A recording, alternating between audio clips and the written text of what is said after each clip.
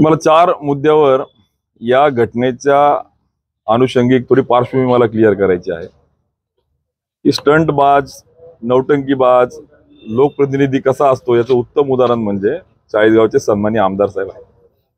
आपल्या सगळ्यांना ज्ञात आहे की गेल्या 2 वर्षापूर्वी कापसाच्या काट्यामधून शेतकऱ्याला लुटलं जातं म्हणून कॅमेरा, सोशल मीडिया सगळी सज्ज टीम जसं काही डायरेक्टर आणि प्रोड्युसर लावून पिक्चर केला गेला असा त्या शेतकऱ्याला न्याय देण्याचा व्हिडिओ राज्यभर व्हायरल झाला की असं वाटलं की काय शेतकऱ्यांचा हिताचा हा कार्यकर्ता तयार झाल्याचा अभिमान वाटेल असे लाखो लोकांनी व्हिडिओ पाहिला.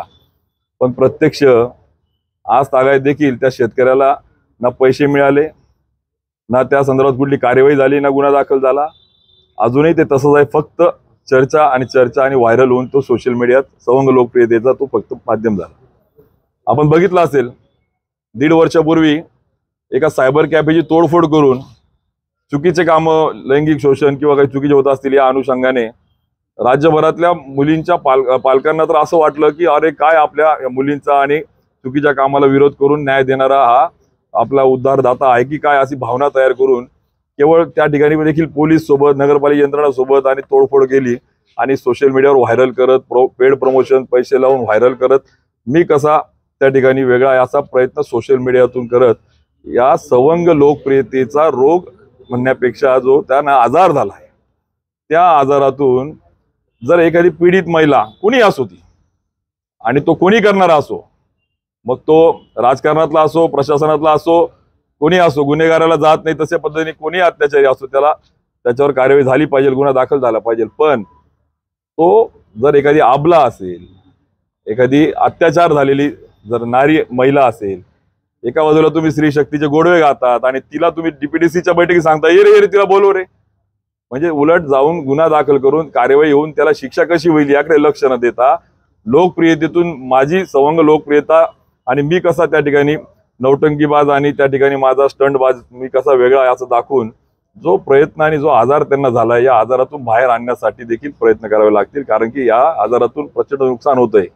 आबला अत्याचार झालेल्या महिलेला का म्हणून ती मागे आली, तिच्यावर दबाव होता का, नक्की ती का मागे थांबली, आणि जर हे सगळं खरं होतं तर गुन्हा आधी दाखल करून मग तुम्ही का वाचा नाही फोडली, आधी वाचा फोडायच्या आधी गुन्हा दाखल करून कार्यवाही व्हायला हवी होती.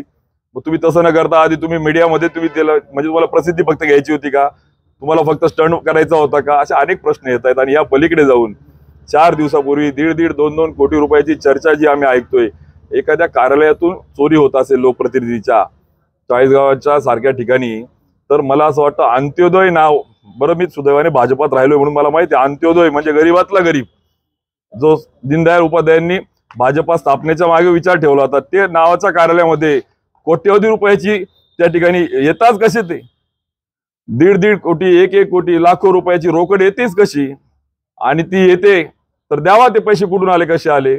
मग ते अंत्योदय कार्यालय आहे का व्यापाराचं कार्यालय, एक तर मग अंत्योदय नाव बदलून टाका, कशाला दीनदयाळ उपाध्यायांचा अपमान करतात. आणि म्हणून मला असं वाटतं की या सगळ्या परिस्थितीमध्ये आपले तत्व, आपले विचार, आपल्या पक्षाची प्रणाली समजून घेऊन राजकारण करत असताना केवळ सवंग लोकप्रियतेच्या माध्यमातून कोणाची बदनामी किंवा अन्याय अत्याचार करणाऱ्या आपण जर त्या ठिकाणी जर थेट आपण जाऊन त्याच्यावर जर आपण सोल्युशन घेत नसू तर मला असं वाटतं ही घातक आहे समाजासाठी.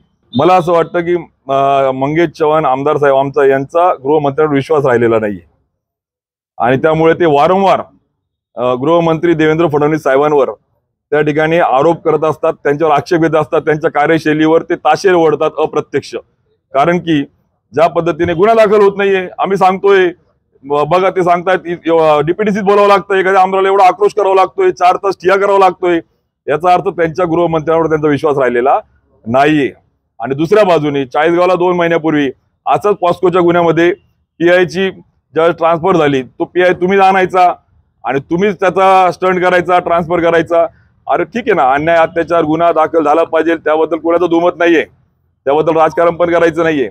पण तुमच्या गृहमंत्र्याविषयी तुमची जर त्या ठिकाणी हरकत असेल, तुमच्या गृहमंत्र्याच्या कार्यशैलीवर जर प्रश्न असेल तर मला असं वाटतं गृहमंत्र्यांनी त्या ठिकाणी राजीनामा दिला पाहिजे. आपल्या पक्षाचे आमदारच अविश्वास दाखवतायत, एका जिल्ह्याचा LCB पीआयवर दाखवतात, एका तालुक्याच्या पीआयवर आक्षेप घेतात.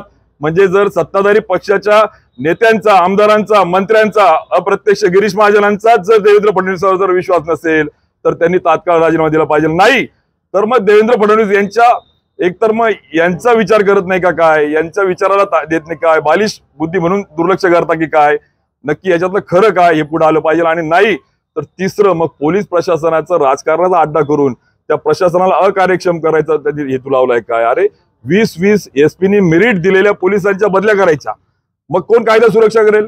मागच्या वर्षी एका भाजपाच्या नगरसेवकाची गोळ्या मारून हत्या झाली.